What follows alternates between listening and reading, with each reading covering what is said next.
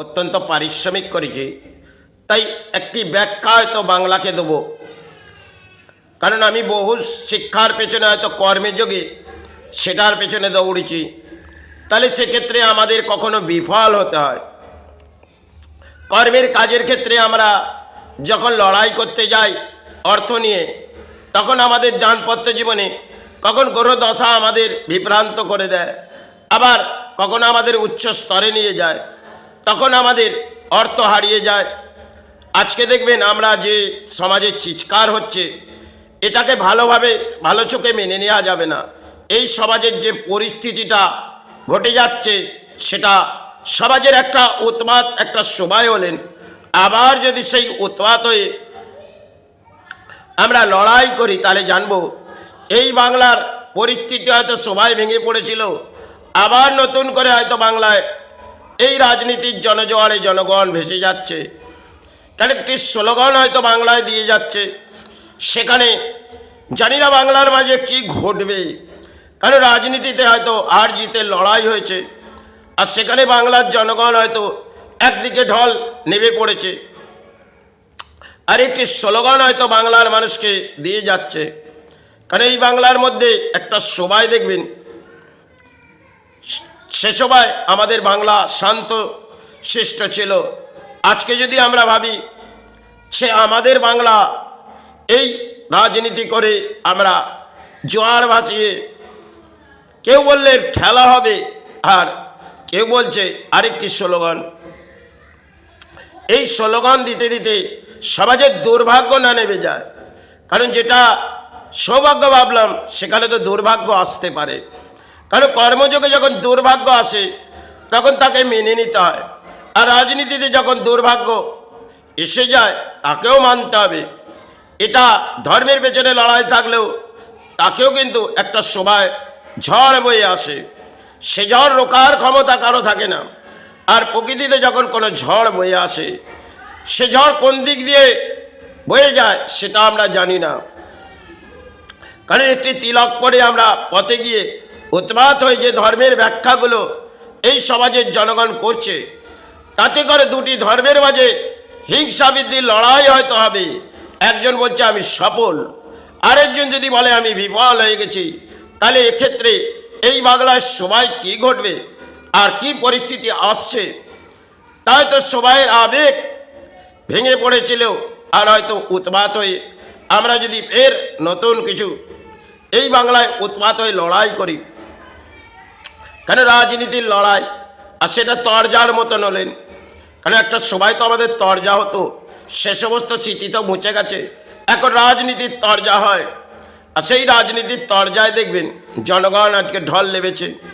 কেন এক একটা নেতা হয়তো সাহারা আসছে, কিন্তু পরিস্থিতিটা বাংলার হয়তো সবাইয়ের আবেগ আমি ব্যাখ্যাটা করছি, কিন্তু পরিস্থিতিটা জানি না কতটা কি ঘটবে, তবে পরিস্থিতি কিন্তু খারাপ আসতে পারে। এই বাংলার যা পরিস্থিতি ঘটবে সেটা সমাজকে মেনে নিতে হবে। আজকে সমাজ যে উৎপাত হয়েছে, দায়বদ্ধতা কেউ নেবে না। কারণ যখন দুটি ধর্মের মাঝে লড়াই হবে, এই হিংসা বৃদ্ধির সৃষ্টি এর হবে বাংলায়। কারণ রাজনীতির মাঝে হিংসা বৃদ্ধি, আর সেখানে যদি ধর্ম নিয়ে হিংসা বৃদ্ধি হয়, তাহলে এটাকে রোকার ক্ষমতা আমাদের নেই। আমরা হয়তো কিছু বলিটা আবড়ে দেবো, সেখানে কিছু নেতা আবড়ে দেবে, আর জনগণ কিছু গ্রহণ করবে। তবে কোনো নারী যদি বলে আমার সন্তান চলে যাবার পর আমি এটা সফল পেয়েছি, তার আত্মশান্তি হয়েছে, জানি না এই বাংলায় কোন শান্তির বাতাবরণ আসতে চলেছে। কারণ একদিকে যেমন আমি কোনো ধর্মকে হিংসাবৃদ্ধি করতে চাইছি না, শান্তশিষ্টভাবে নিজের হয়তো রাজনীতির লড়াই কোনো, কিন্তু যে ক্ষেত্রে উৎপাত হয়ে ধর্মের স্লোগানগুলো ব্যাখ্যা দিয়ে এই সমাজকে বোঝাচ্ছে, সেখানে এই সমাজ ভেঙে পড়তে পারে। কারণ এই বাংলার যে সময়, সেটা কিন্তু ভালো চোখে মেনে নেওয়া যাবে না। আর সমাজ যদি এটাকে ভালোভাবে মেনে নেয়, সেটা সমাজের দায়বদ্ধতা। হয়তো সবাই কি আসবে সেটা তো সমাজ জানে না। আজকে উৎপাত হয়ে আর কিছু তিল আগ লাগিয়ে পথে গেলাম, চারটি আবির লাগিয়ে দিলাম। আরে আমরা যখন হোলি খেলি, সেই হোলির আবির্ভাব কিন্তু খুশি হয়। আজকে এই হোলি যে আমরা একটা রাজনীতির মাঝে খেলছি, তাতে জানি না খুশি আসবে কিনা। হয়তো খুশির জনজোয়ার একজন ভাসিয়ে গেছেন, একটা স্লোগান দিয়ে গেছেন, সে স্লোগানটা পথে যখন দেখছি ধূপবাতি নিয়ে, সেটা আমার দুঃসময়। সেই দুঃসময়ে আমি যা দেখছি খেলা হবে। আরে কিসের খেলা? রাজনীতির মাঝে যদি নেতারা এই উৎপাত হয়ে পড়ে, আবার নতুন করে নেতারা যে রাজনীতিতে উৎপাত হয়েছে, তাতে মনে হয় একটা সময় তাদের মেরুদণ্ড ভাঙলো আর আমাদের মেরুদণ্ড হয়তো গজিয়ে গেল। কিন্তু সবাইয়ের আবেগ, আমাদের পরিস্থিতি কিন্তু খারাপ আসবে। তাহলে 26-এর দেখবেন একটা দেশে যখন যুদ্ধ হচ্ছে, সে রোখার ক্ষমতা কারণেই। আর আমার দেশে যদি গৃহযুদ্ধ রেগে যায় রাজনীতির মাঝে, সেটা নেতারা রক্ষা করতে পারবে না। নেতারা নেতাদের বসস্থানে পড়ে যাবে আর সমাজের মানুষকেই দুর্ভোগ করতে হবে। 93 একটা সময় আমার জীবনের মাঝ থেকে ঘটেছিল, সেটা সমাজকে এই ক্ষেত্রে ব্যাখ্যা দেওয়া যায় না। যখন গভীর রাত্রে দাঙ্গাটা লাগলো, সেটা অত্যন্ত ভয়ঙ্কর ছড়িয়ে পড়েছিল মহারাষ্ট্রের বুকে। সেটা যখন ভয়ঙ্কর ছড়িয়ে পড়লে, আমি রোজ পথে যাচ্ছি, সেখানে একটা পথে প্রাণী যায় না, কারণ যা আসার সব লোকেশান বন্ধ।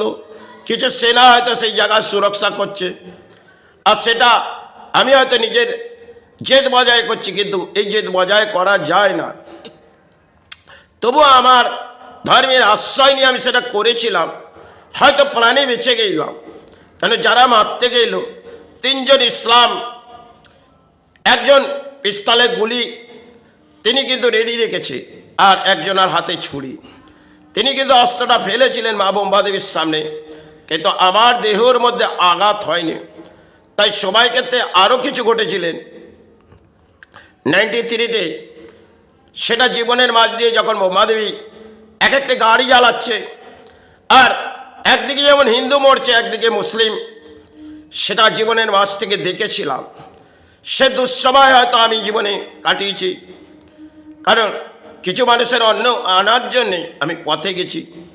তাতে পথে যাওয়াতে কি যে ঘটেছিলেন সেটা মাত্রই জানে। কারণ যখন বোম্বা দেবীর সামনে একের পর এক গাড়ি জ্বালছে, সেগুলো হিন্দুর, আর আমরা গিয়ে ভাঙছি ইসলামের। এই তো ক্ষয়ক্ষতি হচ্ছিল। সবাই সেটা হয়েছে।